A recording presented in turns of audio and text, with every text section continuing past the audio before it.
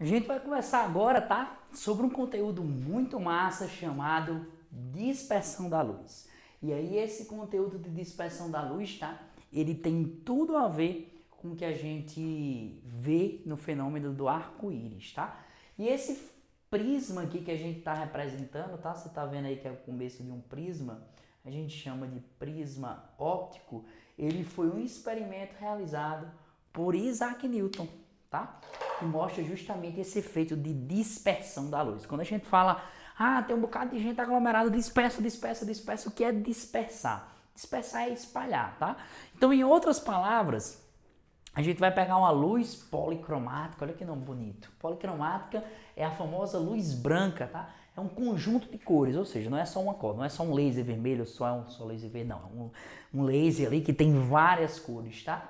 E a gente vai decompor, ou seja, a gente vai separar elas de acordo com a frequência. Como é que a gente vai fazer isso? Bom, aqui a gente tem o meio, né, que é justamente o ar, né, vamos assim dizer. Aqui a gente tem o meio que é o ar, né, e aí devido a gente ter esse meio que é um ar, o que é que a gente sabe?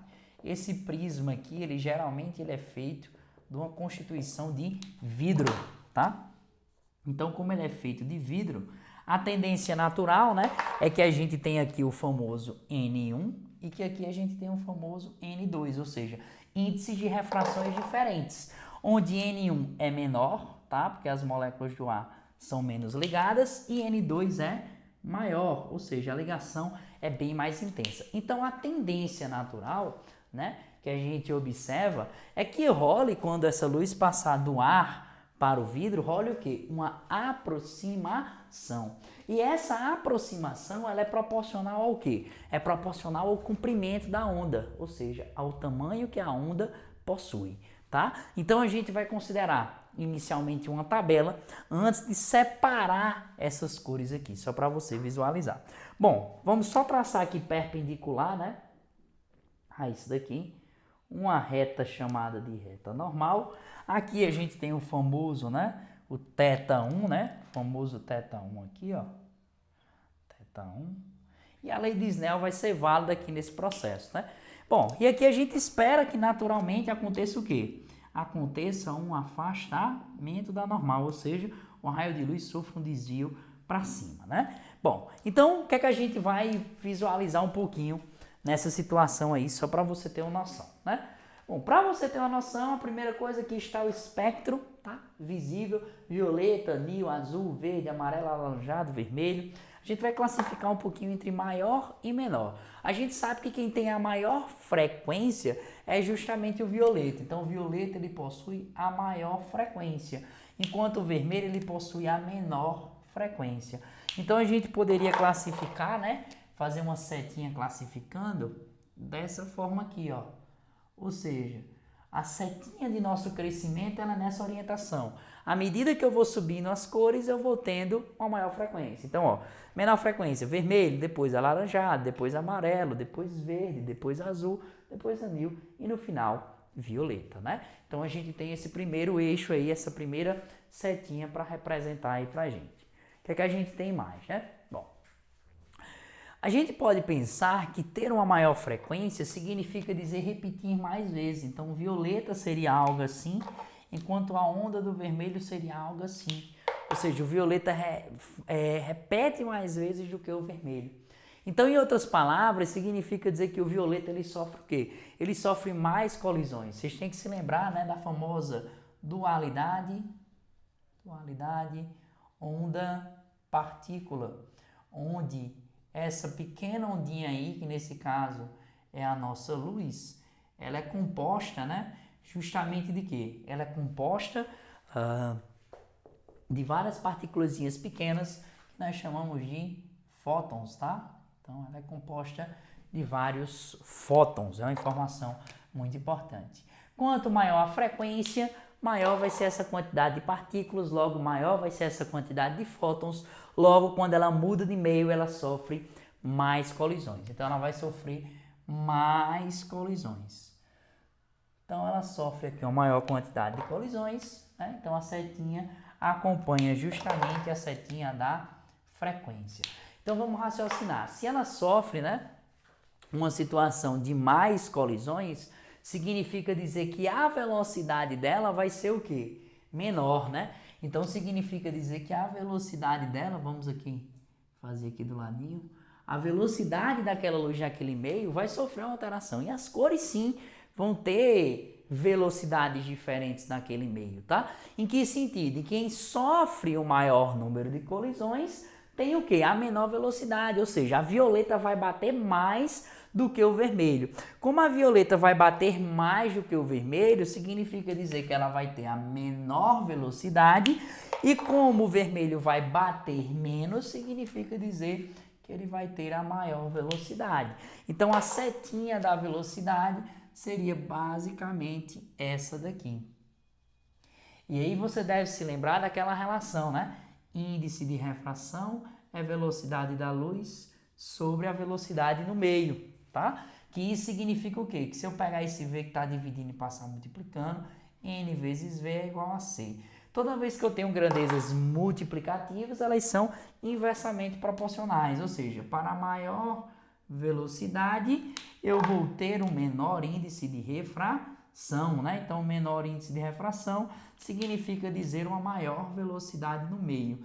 Em outras palavras, se ele sofre mais colisões, ele vai mais devagar, então fica mais difícil dele se propagar. Concorda comigo? Quanto maior a colisão, maior vai ser a dificuldade. Maior vai ser a dificuldade. E quanto menor a quantidade de colisões, menor vai ser a dificuldade, logo maior vai ser a velocidade. Só para você ter noção desses dados numéricos, tá? O índice de refração para o violeta é justamente, né?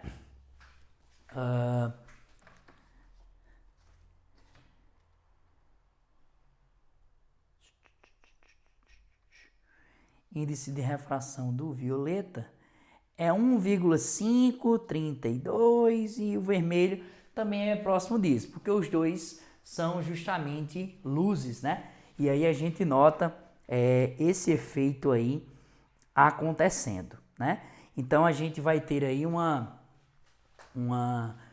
menor quantidade de colisões do vermelho, então a gente vai ter essa situação envolvendo o índice de refração. Então, só para a gente ter noção aqui um pouquinho dos valores numéricos, tá? Eu vou colocar aqui esses valores numéricos aqui para você ter um pouco de noção.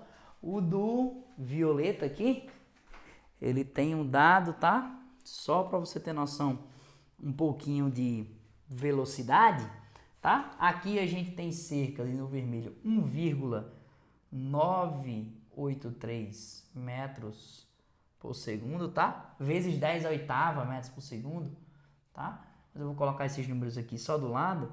E aqui a gente tem 1,958. Nota aí essa diferença, né? 1,958. E aí o índice de refração aqui é 1,532.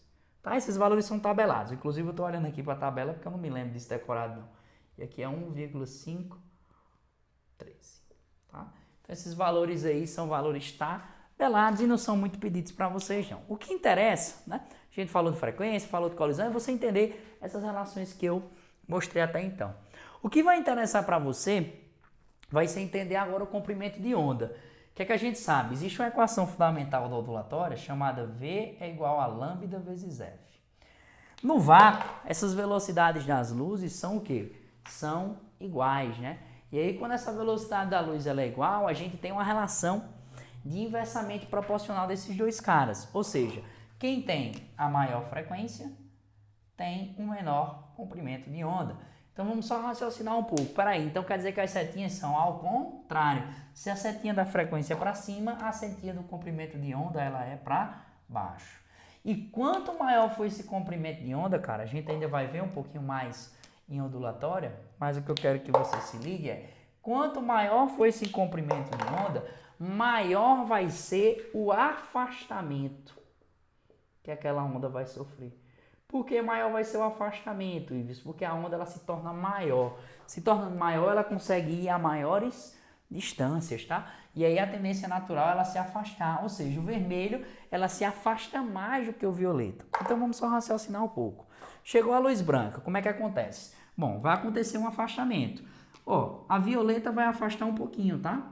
Então, ó, a violeta ela vai afastar um pouquinho. Beleza? Depois da violeta, quem é que vai afastar mais um pouquinho? A anil, né? Então a anil, ó, ela vai afastar um pouquinho. Depois da anil vai vir quem? Depois da anil vai vir a azul. A azul vai afastar também mais um pouquinho. Depois da azul vem quem? Vai vir a verde. A verde vai se afastar e também vai afastar mais um pouquinho. Depois da verde vem o quê? Vem o amarelo. Tá? Então o amarelo vai afastar mais um pouquinho. E depois vem o alaranjado. O alaranjado vai afastar mais um pouquinho. E depois vem quem? Depois vem o vermelho. E aí o vermelho vai afastar mais um pouquinho. Claro que esse cara aqui vai sofrer uma refração de novo quando voltar para o ar, tá? Mas só para a gente representar como é que ficaria essas cores, eu queria que você visualizasse assim, ó. Vou tentar representar elas aqui com a coloração de cada uma, só para você ter noção qual é a sequência que fica, tá? Ó. Então fica algo assim, ó. Na parte de cima que afasta mais, fica a vermelha. Tá? Então vermelho. Depois a que afasta mais um pouquinho, que seria a alaranjada. Como a gente não tem outra cor, a gente vai fazer a amarela com a mesma cor. Depois a que afasta um pouquinho mais, vem justamente ser a verde. Depois da verde a gente tem justamente a azul. Depois da azul a gente tem um pouquinho da anil, ó. E depois da anil a gente tem a violeta. Se você notar, essa sequência de cores que você está vendo aí, ela corresponde, tá? Ela corresponde à sequência de cores vista no próprio arco-íris, tá? Então, essa sequência de cores que tem a ver com dispersão da luz, ela corresponde à sequência do arco-íris. Então, a gente poderia trazer como aplicação o famoso arco-íris. Então, o que é que você precisa ter em mente, principalmente a nível de Enem? Primeiro deles, esse prisma, ele também é chamado de prisma óptico ou prisma de Newton, tá? Foi um experimento que foi feito por Newton sobre esse comportamento da luz. Ou seja, quando em determinada posição a gente tem esse prisma, inclusive, gente, é uma capa de um álbum de uma banda que eu gosto muito, que é a banda Pink Floyd, tá? Tem um prisma lá que tem esse efeito aqui, é uma capa de um dos álbuns deles, tá? Então, ó, a luz branca ela vem, né? Passa do ar para o vidro, depois do vidro para o ar, e aí sofre esse processo. O que acontece para ter o surgimento do arco-íris, né?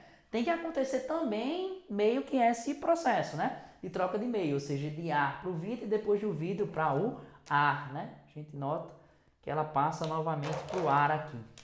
Lá, ao invés de ser um prisma no arco-íris, o nosso prisma no arco-íris, tá?